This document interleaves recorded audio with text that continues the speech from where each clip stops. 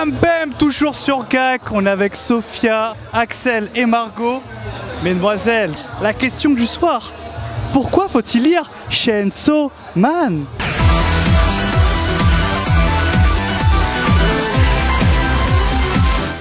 What's up les gaquettes et les gacs? On est donc à la soirée de Chainsaw Man par Kazé. On est avec le boss, Jérôme. Comment ça va? Ça va bien, écoute, on est en 17e position sur Twitter, France, Trending Topic, donc on est très content. Donc merci à tous ceux qui ont tweeté et retweeté cette soirée. Super, super. Donc la question que tout le monde veut savoir, pourquoi faut-il lire Chainsaw Man?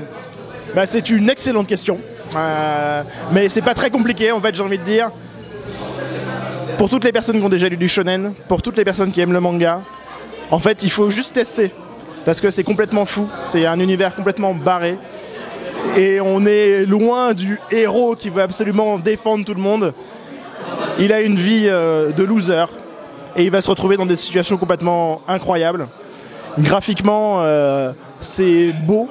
C'est différent de ce qui existe dans le Shonen Jump. Donc c'est un manga qui est publié dans le Shonen Jump. Et c'est assez étonnant quoi.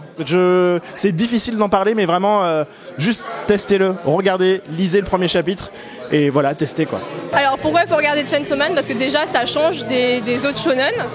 Parce que le personnage principal, alors je pourrais pas dire qu'il est attachant, mais en tout cas d'un certain point de vue on s'attache à lui. Si les gens ils ont déjà lu Fire Punch par le même auteur, je pense qu'ils vont quand même être attirés par l'univers qui est très intéressant.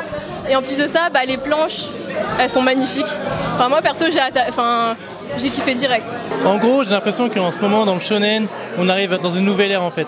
Dans une nouvelle ère avec des nouveaux shonen comme The Promised Neverland, etc. qui franchement sortent des codes, etc.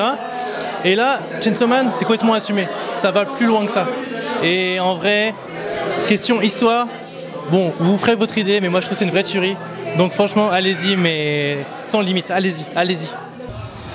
Moi je pense parce que c'est cool, c'est gore et la musique est cool, c'est tout ce que j'ai à dire. Je suis d'accord avec Sophia. Et toi? Non, d'après une planche que j'ai vue juste en bas, on peut sentir la torture du personnage et aussi ses démons intérieurs. Donc rien que pour ça, je pense qu'il y a une approche psychologique intéressante. Donc voilà, rien que pour ça, ça peut m'intéresser. Voilà. Alors déjà l'originalité. Ça change des shonen habituels. Il y a des caractères, des personnages un peu différents. Enfin, ça change quoi du shonen. C'est original et c'est drôle aussi. C'est très drôle. Quoi dire d'autre? J'ai kiffé. Voilà, à lire, c'est tout. Il faut lire Chainsaw Man parce que les démons sont juste complètement gueudins. Ils ont tous des formes complètement débiles. Et en fait, moi j'ai juste envie de voir quel démon complètement dingue va débarquer dans la suite. Parce que c'est à la fois super bastonné avec du sang et c'est à la fois cute avec le petit chien démon, voilà. Ça peut plaire à tout le monde je pense. Moi je suis pas habitée du tout des seinen et ça m'a plu. Le chapitre 1 m'a bien convaincu à ce niveau-là.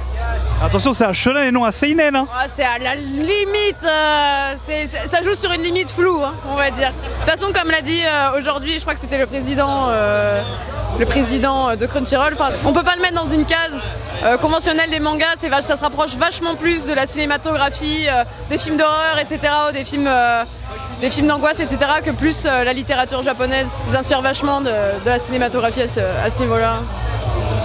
Merci beaucoup à toi Sacha. Merci.